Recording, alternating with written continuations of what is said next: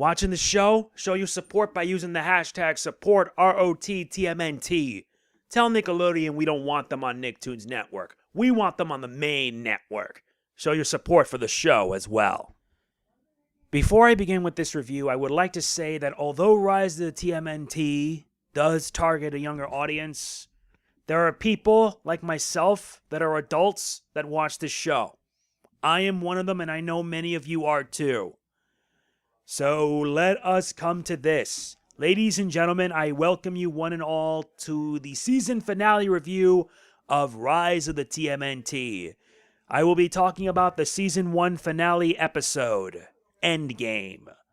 We are in the endgame now. Here's the deal. I'll provide a summary as well as my thoughts on not only on the episode, but also my overall thoughts on the season and what to expect for season 2. Along with one other last thing I want to at least discuss. So, let us begin. Continuing from the last episode, the Turtles get captured. April tells Splinter that Draxum wants the last piece of the dark armor, which is revealed to be nothing more than Splinter's teapot. I'm not kidding. Splinter is then forced to make a really tough decision. He must take the fight to them, forcing a B team of heroes to go in and rescue the Turtles. Even with the rescue, the Turtles, Splinter, April, and their allies have a huge battle ahead of them. The fate of the world hangs in the balance. Who will triumph? Baron Draxum, or the Turtles and their many allies that they've gained throughout their journey? This review is 2 days late. Yes, I know. I wanted to make this a bit different because this is a 30-minute episode. That, and I got my chance to watch it, and it was not a pretty thing. I really want to put my heart and soul into it, too. Considering what's going to happen in 2020, and the fact that I may pretty much not be reviewing this show any longer, you can obviously see why. As I mentioned already, yeah, even though this show is targets a young audience, I am an adult, and many of us adults also watch this show. I will have a special video where I will talk about this, and how I feel and what you can do to help. Anyway, let's get on with the review. This episode continues after the events of episode 25. It focuses on the Turtles and their allies trying to stop Baron Draxum from assembling the dark armor. It eventually leads to a final battle against Baron Draxum. Like the last episode, this one pulls out all the stops. I am not kidding at all. If you thought the last episode was good, this one was just as good, if not even better. If this last episode's any indication, these guys really know how to pull off a season finale this big. And I won't lie, they really, really did. My anticipation for the episode was just huge. I'm not going to sugarcoat it. I really was looking forward to seeing how this would end, especially after the finale. Though I have to wonder why they had to do like 2 30-minute episodes. My guess is that they had to make it like a 1-hour special. Because the last episode was part 1, this is part 2. There is action aplenty, and I do mean a lot of action. And forgive me for saying this, but god damn, I enjoyed it.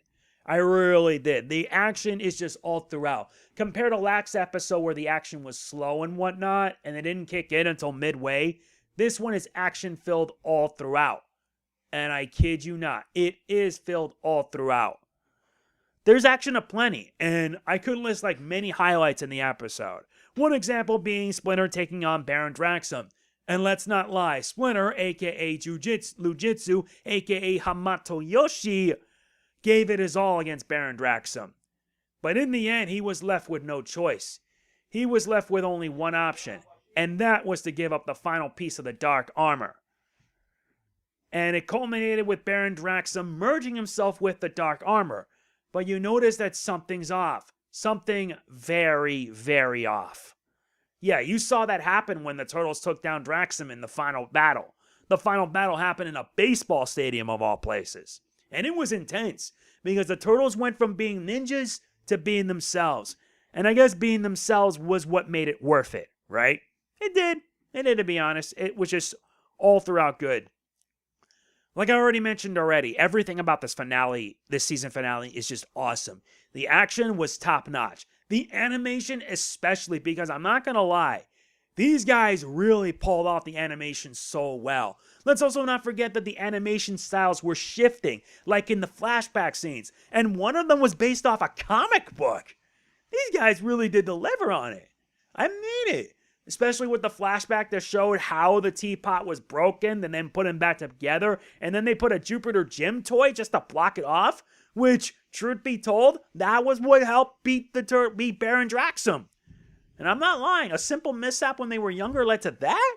It was worth it. Everything. And I love everything about this episode and then some. And I do mean everything. Oh, did I forget to mention we actually got some guest voice actors in this episode? Basically 3. But the 2 most recognizable voice actors, Peter Cullen and Frank Welker.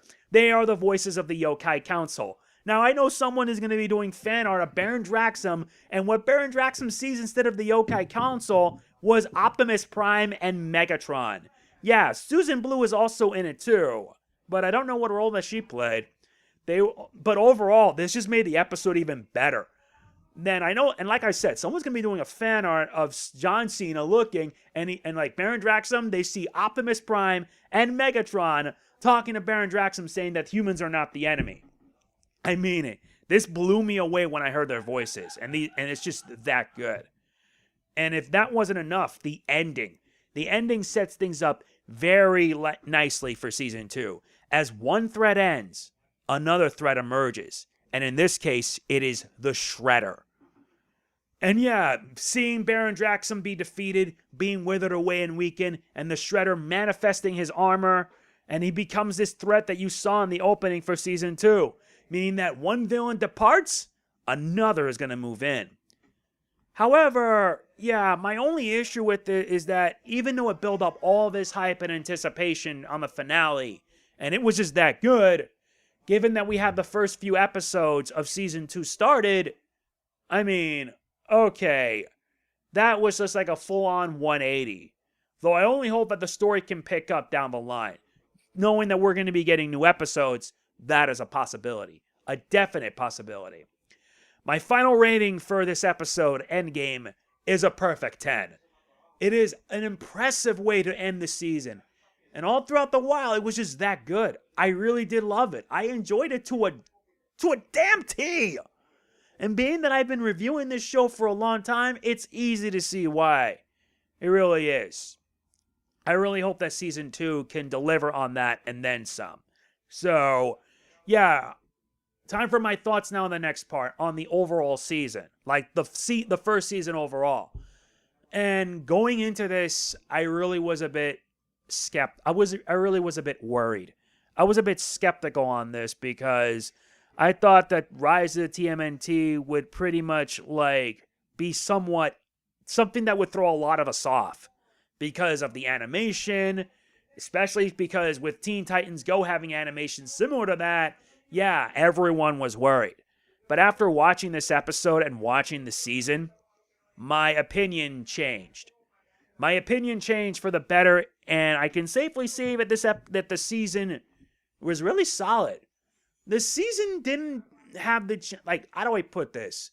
It didn't take itself too seriously. There were moments where it was serious, and I understand that most of it was focused more on the humor instead of like action like the 2012 series were.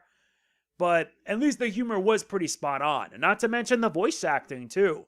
The Turtles took a while to get used to, especially with how different they are. Not to mention them having different weapons. And they decided to change that as much as the first episode. When we first met the Turtles, Baron Draxum, Splinter, and April. That's how different it was compared to how we had before. And since then, I grew hooked. I grew interested in each of the characters.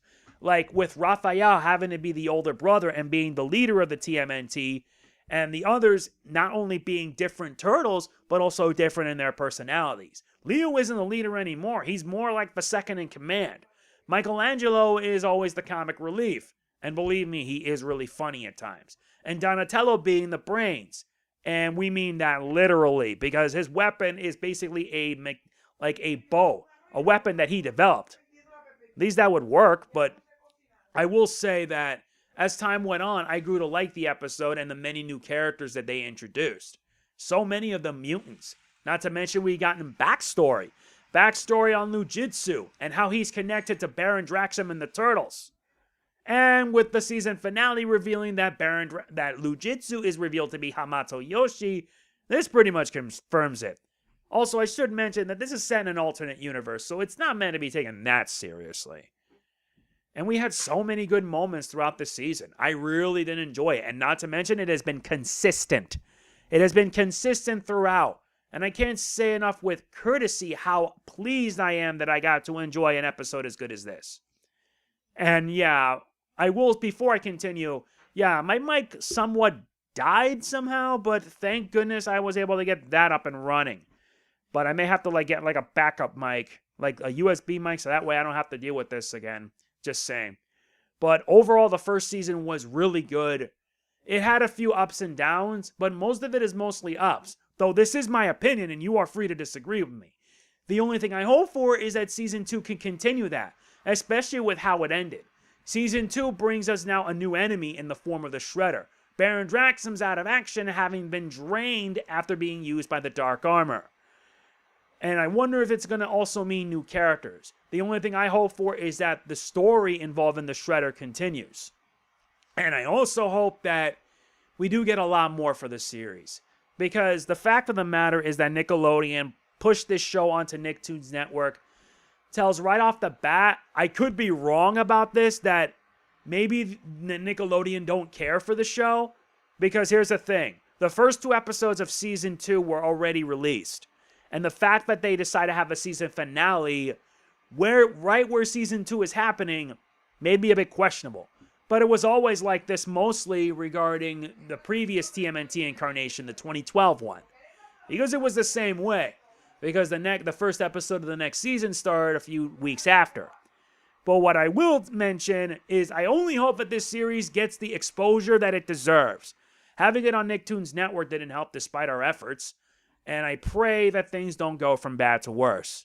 I'm a bit skeptical on this front, but all I can say is that I hope Season 2 is just as good.